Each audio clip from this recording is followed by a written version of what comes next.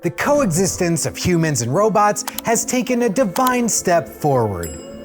In South Korea, a unitary robot named Gabby took part in a Buddhist initiation ceremony at a Buddhist temple in Seoul. Gabby became the country's first non-human participant in such a ritual ahead of Buddha's birthday. Gabby was dressed for the occasion, wearing traditional robes, and joined monks in prayer while participating in the Sugye ceremony, where initiates pledge devotion to the Buddha, his teachings, and the monastic community. Gabby was given a Dharma name meaning mercy, and performed gestures such as bowing and pressing its palms together. During the ceremony, it also received a rosary and had Buddhist precepts rewritten for its artificial nature, including rules like avoiding harm, obeying humans, and conserving energy. We can only hope Gabby becomes a devout follower of those rules. Monks describe the event as a symbolic step toward coexistence between humans and machines and cultural and spiritual traditions, with the robot expected to appear at future Buddhist festivals in South Korea. Looking for that one special component to take your design to the next level? You'll find it at Mouser Electronics.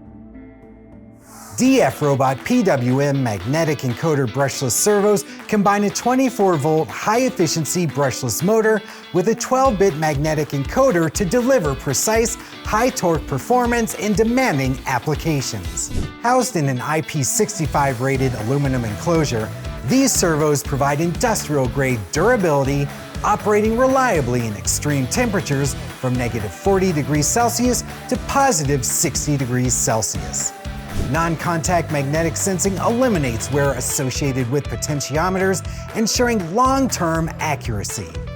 With robust all-metal construction and 180-degree rotation, the DFRobot servos are ideal for industrial automation, heavy robotics, construction machinery, and marine systems.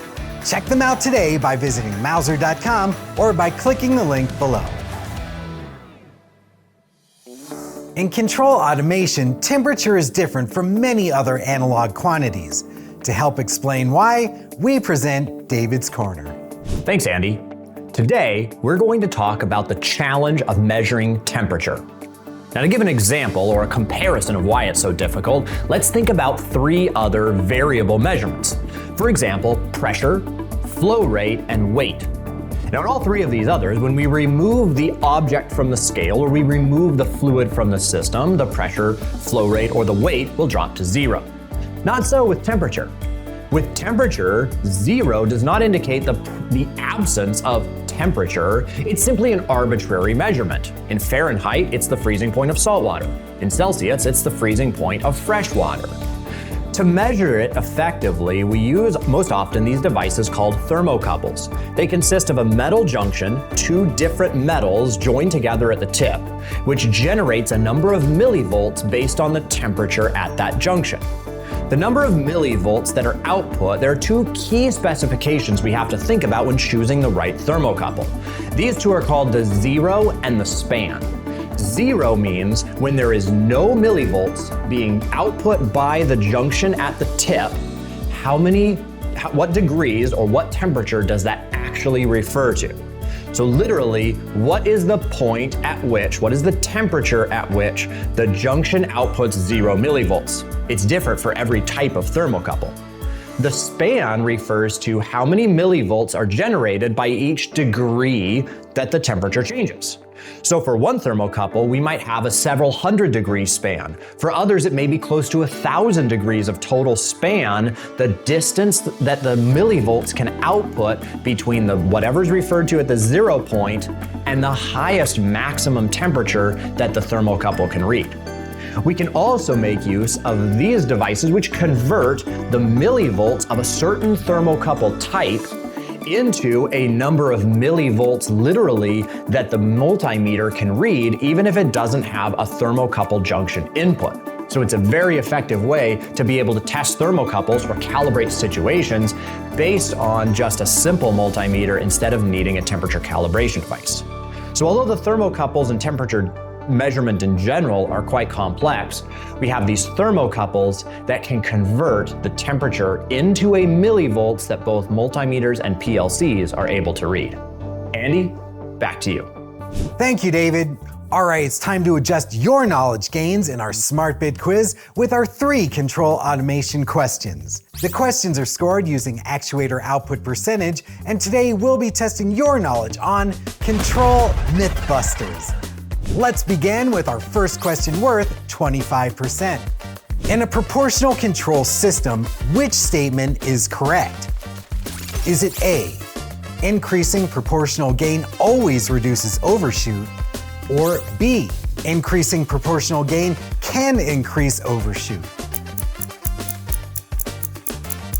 And the answer is B, increasing proportional gain can increase overshoot. Higher proportional gain typically makes the system more aggressive, which can reduce rise time, but often increases overshoot and oscillation unless damping is also adjusted. Okay, let's move on to our next question worth 25%. Which statement about integral control is correct? Is it A, integral control eliminates steady-state error? Or B, integral control eliminates all transient error instantly? And the answer is A. Integral control eliminates steady-state error. Integral action removes steady-state error by accumulating past error, but it does not eliminate transient behavior and can even slow system response. Okay, let's move on to our last question worth 50%.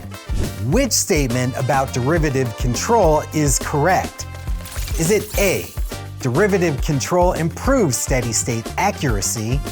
Or B, derivative control improves damping and reduces overshoot?